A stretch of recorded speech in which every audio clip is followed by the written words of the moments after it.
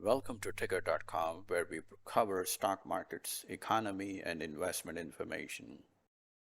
We hope this channel becomes your one-stop destination to review what is happening in the stock market, what are the trends in the economy, and what is happening with individual stocks and corporate earnings. So without wasting any more time, let's get started with what happened. On Friday, the stocks jumped more than 1%, and the indices in the US and Europe jumped between 1 and 2%. So, what drove the stock market? Well, despite the talks of looming economic slowdown, hiring across the United States remained strong in the month of May. Stocks extended weekly gains and the Treasury yields advanced as focus shifted to the Fed's next policy meeting. So why the latest employment report was so positive for the stock market? Well, the non-farm payrolls expanded for the 29th month in a row, and job gains in May were near the monthly average over the last 1 year, indicating the resilient labor market. In fact, the markets liked the report so much that there was something positive for everybody there. The wage gains were only 4.5%, indicating that the wage inflation is not contributing to the overall inflation. Employers added 339,000 jobs, which is above the long-term average of over 200,000. And the third, unemployment rate also expanded, which is positive because that means the higher wages and higher availability of jobs is attracting more people to the labor market, meaning the labor markets are expanding. Overall, there was something positive for everybody in this employment report, and that's why the market soared. There was another reason that also drove the market sentiment in Friday's trading. The debt ceiling agreement that was going through a tough passage in the U.S. House finally got approved during the week, and also the U.S. Senate put its own approval on the Debt Ceiling Act as well, sending the bill to the president for his approval. Overall, markets were always anticipating that the congressional lawmakers and the White House will come together and find a way to suspend the debt limit or increase the debt limit so that way the U.S. will avoid the debt default that has been so critical for the last 3 weeks. In fact, market energy for the last 3 weeks was consumed by what was happening in Washington. Despite the optimism that eventually the debt ceiling will be raised, but there was always an uncertainty that there may be some reason that debt ceiling may not be raised, and as a result, the U.S. may experience its first ever debt default. Well, that did not happen. The lawmakers of both the parties provided overwhelming support, and the ceiling was finally approved. Now, with the passage of the debt ceiling accord, investors are shifting back their attention to what is going to happen with the interest rates. Fed's policymakers are scheduled to meet in the next 12 days, and the expectations are that rates are going to be raised this time. Investors are grudgingly accepting the fact that the Fed may increase interest rates by 25 basis points at the next meeting in the next 12 days. Looking overseas, where the markets are heading, European markets also jumped over 1%, and markets in France and Germany and the UK are trading near their record highs. Why European markets are so strong and they're trading near record highs? Well, largely because the earnings have been very good and the sentiment had been depressed for the last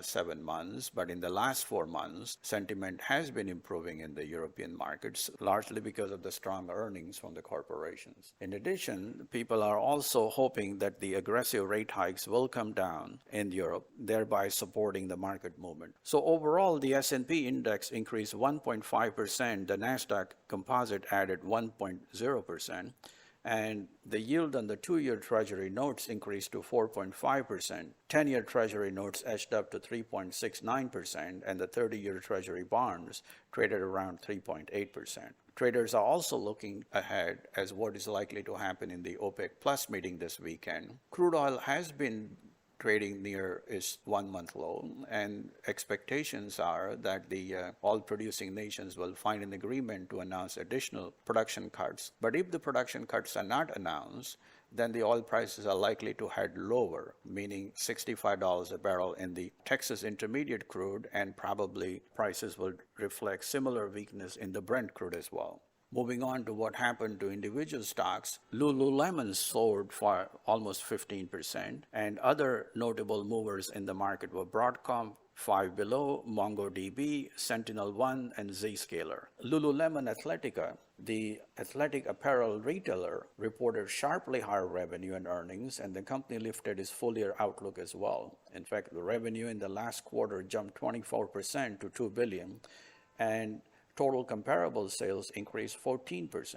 Net income increased to $290 million from $190 million, and diluted earnings per share rose to $2.28 from $1.48 a year ago. What was impressive is that despite the breakneck gains in sales for the last 3 years, the sales are still growing, largely because of the company's effort in increasing its international footprint, providing better service in its online stores, and also broadening its product portfolio beyond women to men as well. All these things have helped the company to sustain its double-digit revenue growth. In other retail company news, deep discount retailer Five Below also surged 6% because the company reported better than expected revenue and earnings, but company offered muted guidance for the second quarter. The deep discount retailer guided the second quarter sales in the range of $755 million to $765 million based on opening about 40 new stores. Technology stocks were dominated by the AI theme, the companies that are linked to the artificial intelligence or cloud computing. Broadcom, which is one of the prominent chip makers, reported higher earnings and revenues and also offered